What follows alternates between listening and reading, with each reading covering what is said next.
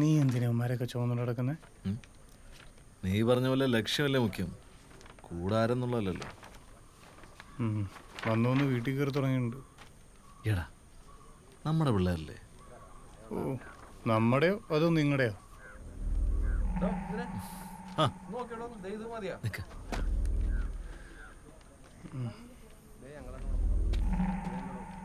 Letter കുറച്ച് വലുതാക്കാം. എടാ എടാ നിക്കടാ. നീ എവിടേക്കായി പോന്നെ?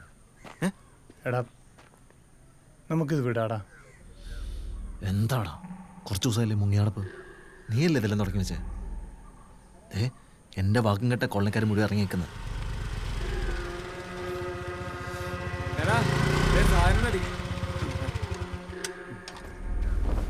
നോക്കി ഇത് മതിയാ? നേരെ പിടിച്ചേ. കൊള്ളോ? ഓക്കെ അല്ലേ?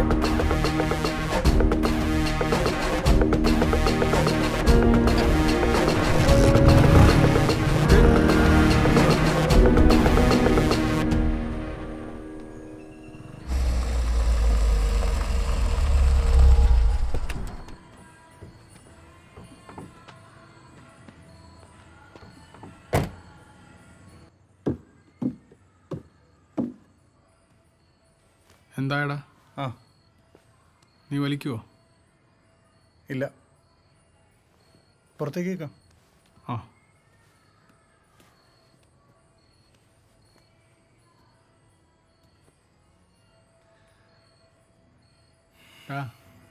നീ ബുദ്ധിയുള്ളവനാ, അവൻ്റെ പിന്നാലെ നടക്കേണ്ടവനല്ല നീ. മനുഷ്യർക്ക് അവരുടെ ഇനമായിട്ടാ വലുത്. സ്നേഹം സൗഹൃദമൊക്കെ പിന്നെയാണ്. ജനങ്ങളെ ഇങ്ങനെ ഭിന്നിപ്പിച്ച് നിർത്തിയിരിക്കുന്നത് നിങ്ങളെപ്പോലുള്ള ആൾക്കാരായിരിക്കും അല്ലേ രഘുവേട്ടാ? ലോകത്ത് ഒരുമിച്ച് നിൽക്കുന്ന ഒരു ജനതയെ ഒറ്റയ്ക്ക് ഭരിക്കാൻ ആർക്കും പറ്റത്തില്ല. അതിനവരെ ഭിന്നിപ്പിക്കണം. എന്നിട്ട് നമ്മളാണ് അവരെ ഒന്നിച്ച് നിർത്തിയെന്നുള്ള ഒരു തോന്നലുണ്ടാക്കണം. മോളിൽ നിന്ന് നല്ല പ്രഷറുണ്ട്, അവനെ എങ്ങനെയെങ്കിലും തിരിച്ചു കൊണ്ടുവരണം. നമ്മൾ വിളിച്ച അവൻ വരില്ലേ? 2 തല്ല് കൊടുത്തിട്ടാണെങ്കിലും അവനെ തിരുത്താനുള്ള ബന്ധമൊക്കെ നമുക്ക് ഇല്ലടാ. പ്രൊഫൈല് മാറുമ്പോൾ ആൾക്കാരും മാറും ചേട്ടാ.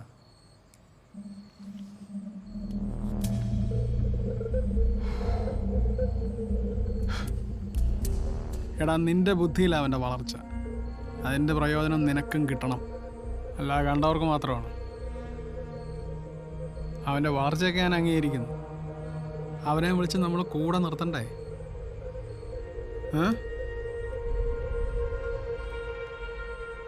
നീ വിളി, അവൻ വരും.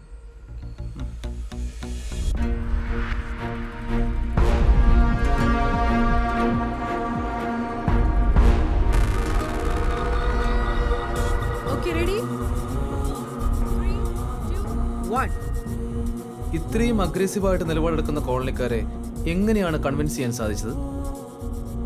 ഞാൻ അവരിലൊരാളാണ്, അതാണ് ഒന്നാമത്തെ കാര്യം. അതിപ്പോ തന്നെ യൂട്യൂബിലേക്ക് ഇടൂ. ശരി എന്നാ.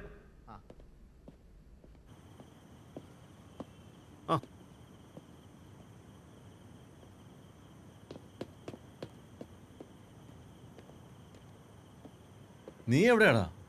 ഫോൺ എടുക്കില്ല, എന്തുപറ്റി? അമ്മയ്ക്ക നല്ല പനി. ഓ, തിരിച്ച് വീട്ടിലേക്കല്ലേ? ആ, ഞാനും വരാം. വാ. പണ്ട് ആർക്കോ വേണ്ടി ചെയ്ത പലതും തെറ്റായി പോയെന്ന് ഇപ്പം തോന്നടാ. ജനങ്ങളുടെ കൂടെ നിൽക്കുമ്പോൾ ചെയ്യുന്ന കാര്യങ്ങൾക്കൊക്കെ ഒരു സുഖമുണ്ട്. നിനക്കിപ്പോ ഒരു ലഹരിയല്ലേ? എടാ വെറുതെ ശത്രുക്കൾ ഉണ്ടാക്കി വെക്കണോ? ആ ശത്രുക്കൾ നമുക്ക് മുമ്പും ഉണ്ടല്ലോ.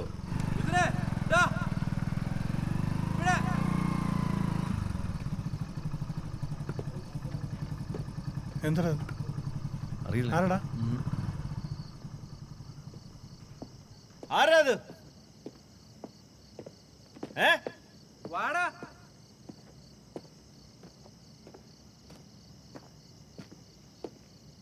ഓൺലൈനിലൊക്കെ ഉണ്ടല്ലോ, നല്ല മൈലേജ് ആണല്ലോ ഭായി. പാർട്ടിയുടെ തീരുമാനം നിന്നോട് പറഞ്ഞല്ലടാ. നീ പിന്നെ പ്രശ്നം ഉണ്ടാക്കണ എന്തിനാടാ? ഈ പറഞ്ഞത് പാർട്ടിയുടെ നയമോ അതോ പോത്ത് രഘുവിന്റെ ഭയോ. രഘുവേട്ടനെ പേടിപ്പിക്കാൻ മാത്രം ആയാണോ നീ?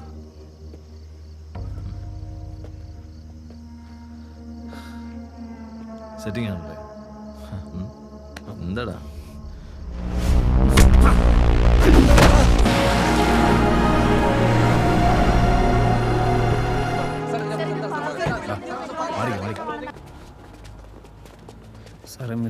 നമസ്കാരം.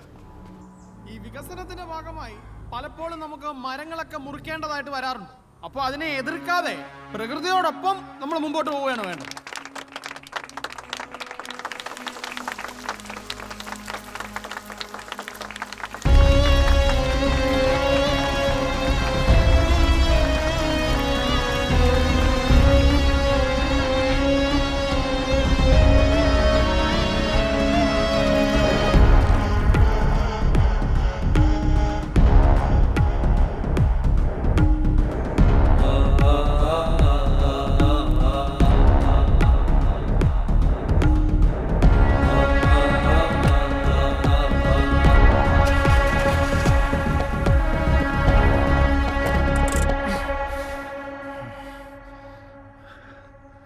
എടാ അനന്തു, താൻ എന്നെ വെച്ച ഉണ്ടാക്കൂലായിരുന്നോടോ? ഇതുകൊണ്ടൊന്നും തീർന്നിട്ടില്ലട്ടാ. AC ഒന്ന് കൂട്ടിയിട്ടെ, വണ്ടി ഒന്ന് തണുക്കട്ടെ. നീ എന്നിറങ്ങി പുറത്ത് നിൽക്കേ.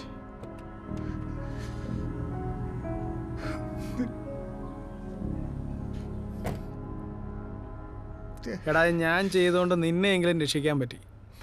മോളിൽ നിന്ന് വേറെ ആർക്കെങ്കിലും കൊട്ടേഷൻ കൊടുത്തിരുന്നെങ്കിൽ ഉണ്ടല്ലോ നീ തീർന്നേനെ. നീ മാത്രമല്ല ഞാനും തീർന്നേനെ. ഞാനല്ലെങ്കിൽ വേറൊരാൾ ഇത് ചെയ്യും. ഇപ്പം നമ്മൾ രണ്ടുപേരും ഒരു പക്ഷത്താണ്.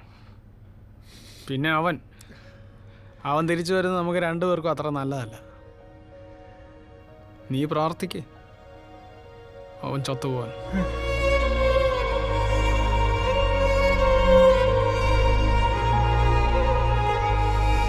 അതാറേ പറ. സാധനം കിട്ടും. പഴയ റേറ്റ് അല്ല കേട്ടാ, റേറ്റ് ഇതിൽ കൂടും. കിലോന് ഒരു 2500 രൂപയാവും സാറേ.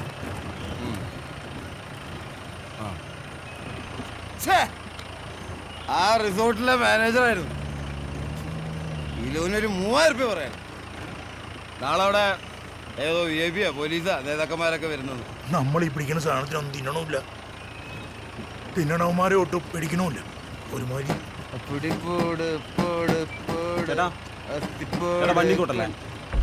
ഇങ്ങനെ കിട്ടിയാലാ ഒരിക്കൽ പോവല്ലേ?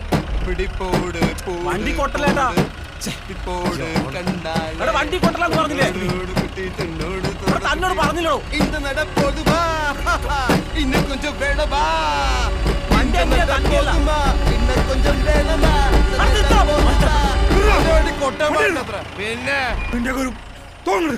പറഞ്ഞോണി കാശ് തരുന്നുണ്ടല്ലോ അവന്റെ വണ്ടി. വണ്ടിയൊന്നുമില്ല. എന്ത് ഷെയറിൽ വണ്ടി? താനെവിടെ പോണോ? നിക്കണോ? നീക്കൊരു കോത്താടത്തേക്ക്. എടോ ഞാൻ വണ്ടിയിലൊരു ഓളത്തിന് വേണ്ടി ചെയ്തല്ലേ. ഞാനൊന്നും ചെയ്യണില്ല, മിണ്ടണമില്ല.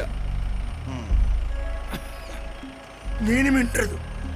ഞാൻ ഇനി മിണ്ടുന്നില്ല. മിണ്ടുന്നില്ല. നീ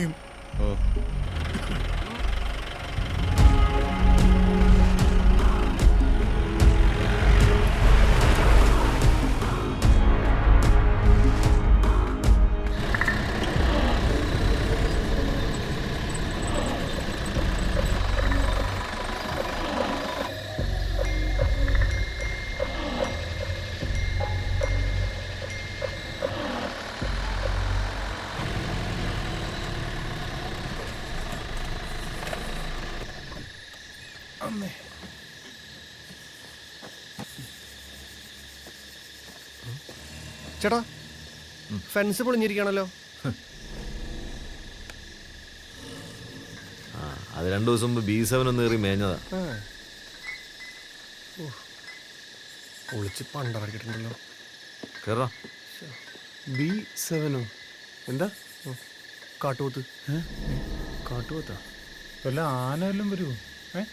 ആന, പുലി, കാട്ടുപോത്ത്. ദൈവമേ.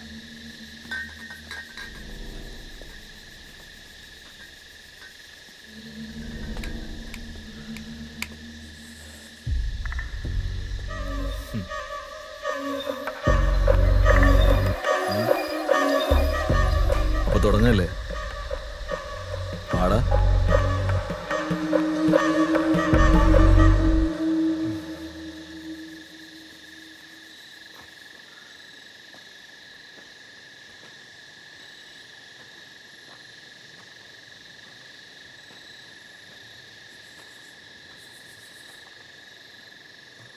ഞാൻ ഈ മോളിൽ കിടന്ന് കറങ്ങാൻ തുടങ്ങിയിട്ട് 1 മണിക്കൂറായി. ഇനി നീ വേണ്ട, ഞാൻ ഇതിനെ ഒറ്റയ്ക്ക് ചെയ്യാൻ പോവാ.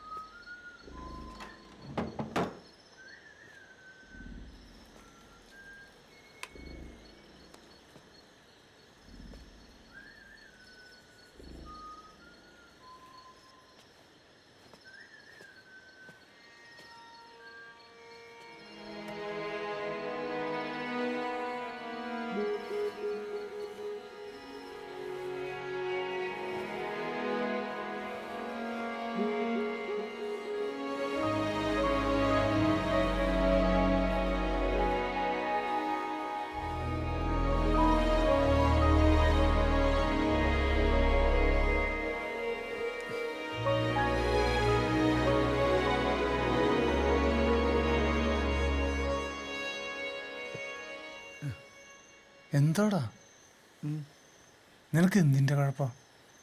എന്ത്? നീ എന്താ അവനെ പോലെ നോക്കണോ?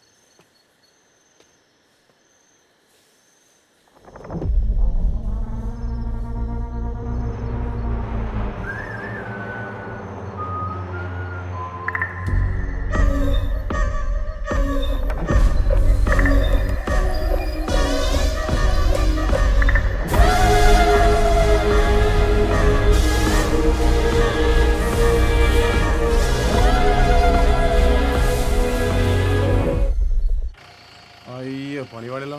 വീടിന് വണ്ടി പോലും കേട്ടാ, മോളെല്ലാം വീട് കിടക്കുന്നത്.